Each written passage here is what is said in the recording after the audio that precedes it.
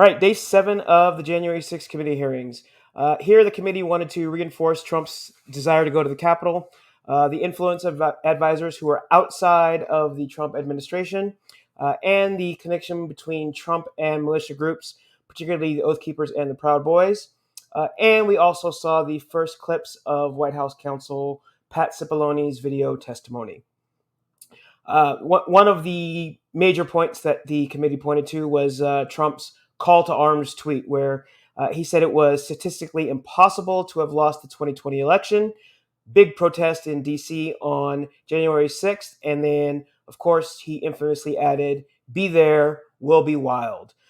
While not exactly explicit, it is a bit implied what it was that Trump was looking for by sending out that tweet to get as many people as possible to come to D.C. on January 6th to impact what was going on with the counting of the electoral votes. After Trump's tweet, there were some protests by his supporters that had been scheduled for late January. However, they rescheduled those to occur on the 6th, the date that was called out by Trump in his tweet. In addition to the tweet that was sent, there was a tweet that Trump didn't send that was maybe equally important. It was a draft tweet. In that draft tweet, he said, "I will be making a big speech at 10 a.m. on January 6th at the Ellipse, south of the White House. Please arrive early. Massive crowds expected. March to the Capitol after. Stop the steal." This was obtained from the National Archives, and it included a stamp saying "President has seen." So that's an indication that even if it wasn't Trump who had created the tweet, he was aware of what the text said. In addition, there were some changes made to Trump's speech. Some of the more inflammatory or potentially inflammatory language was taken out initially.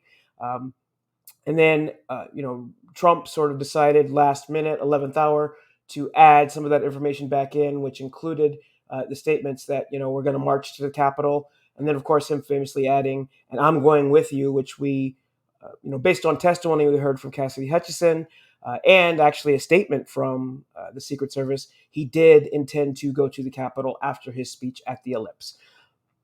There were additional emails and texts regarding going to the Capitol. Okay. And some of the text that was there was that it can also not get out about the march because I'll be in trouble with the National Park Service and all the agencies, but POTUS is going to just call for it unexpectedly. This came from a rally organizer, Kylie Jane Krimmer. Basically that, the march was going to happen, but they needed to keep it under wraps. And Katrina Pearson, who also helped to organize the rally, wrote an email to her fellow organizers on January 2nd. "POTUS expectations are to have something intimate at the Ellipse and call on everyone to march to the Capitol." So this, again, just reinforces the idea that going to the Capitol was a, I guess what you would call a premeditated event. This wasn't a spur of the moment, just like, giving a speech, getting fired up and deciding to go. The intent was there all along. Ali Alexander, also another Stop the Steal organizer, sent a text message on January 5th that was obtained by the committee. The text read, "Tomorrow, Ellipse, then U.S. Capitol. Trump is supposed to order us to Capitol at the end of his speech, but we will see." Okay, maybe then again, even furtherance of the idea of it being premeditated, and that the fact that Trump was going to say it would be the cue that, yes, this is what's supposed to happen. The connections from Trump and the militia groups came primarily through Roger Stone. These groups, the Oath Keepers and Proud Boys, were very close to Roger Stone. Some of them even provided security from him. We also know that Stone was very close with the Trump administration, receiving a pardon from President Trump after he was convicted. And so that's really how the committee tried to draw a line between Trump and the connection to the militia groups and their activities on and up to and leading to January 6th. Next, we saw our first testimony from then White House counsel Pat Cipollone. He said that he was told by Chief of Staff Mark Meadows in November of 2020 that Trump would eventually agree to make a graceful departure, that he thought that he should concede, and that he thought the proposal for the federal government to seize voting machines was outlandish, just a terrible idea. Basically, and I quote, "That's not how we do things in the United States. There's no legal authority to do that." Okay. He also commented that there is a way to contest elections that happens all the time, but that, again, just push back against the idea that the federal government could just come in and take voting machines, particularly when there was no evidence of any major voter fraud. Specifically, again, Cipollone saying, I don't understand why I would even have to tell you why that's a bad idea for the country. That's a terrible idea. Okay. Next, there was, in terms of the influence of the outside groups, Trump had a meeting with Sidney Powell, General Michael Flynn, and the former Overstock CEO Patrick Byrne. This meeting began with no White House staff present. None of these people were a part of the administration. This was highly unusual. Cipollone broke up the meeting, noting that when he walked in, he didn't even know who Patrick Byrne was. Uh, Said that he wasn't happy to see those individuals in the Oval with the president, and he didn't think that they were giving good advice to the president at all. And he also didn't know how they had even gotten in, as this was sort of a meeting that was off the books. This was also Sidney Powell's first attempt to be named special counsel. This is something that Trump wanted, and this was going to push the idea that they could use the military to then go and get voting machines, something that they were told over and over again that was not legal. This was done after the Department of Justice had declined to go seize voting machines based on the fact that there was no evidence of widespread election fraud. Next, the committee wanted to put a bit of a personal face on the effect of the big lie. So the first to testify was Jason Van Tatenhove. He was a former national spokesperson for the Oath Keepers. He talked about the radicalization of the group, and he said the country was lucky that there was not more bloodshed on January 6th. He also mentioned that he was swept up too a little bit in what the Oath Keepers were all about, and noted there were many red flags, and I probably should have broken from them earlier than I did. Again, back to this idea of the personal face on it. They had Stephen Ayers, who is a convicted Capitol rioter. He did breach the building on January 6th, returned to testify as a cooperating witness. And he kind of explained how he did get riled up by Trump's speech, and he never planned to go, but he was following what Trump said during his ellipse address. As a result of his participation in January 6th, he noted that he lost his job, sold his house, was now a convicted criminal. And he said, it changed his life, not for the good, definitely not for the better. He also offered that he no longer believes the election lies that Trump was pushing, but he also warned that millions of people still do, and that's a threat to future elections, and that we could be headed down the same path that we are now in the future.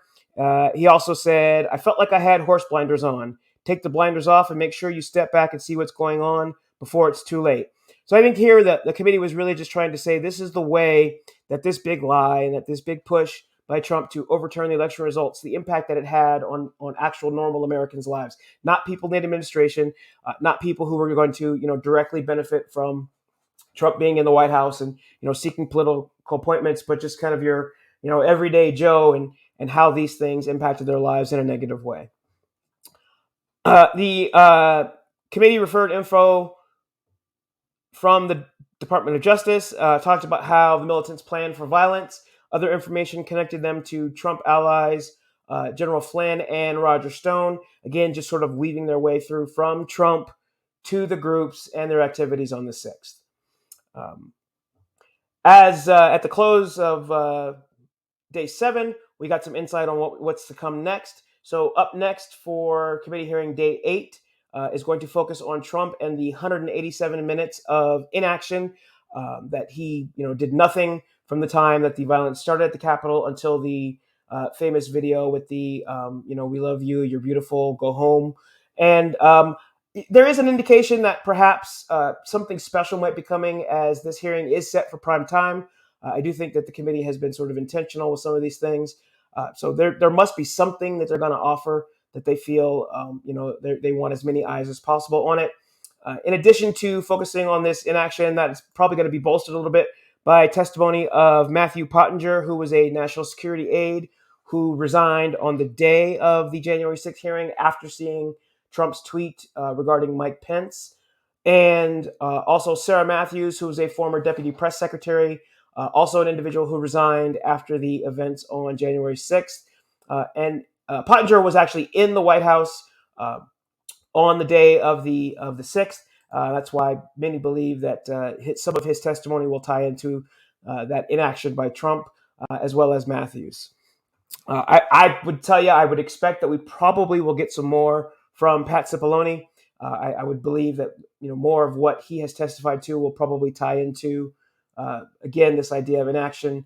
And there's been some discuss of down the road of whether or not the committee would actually seek testimony from Trump himself or possibly former Vice President Mike Pence.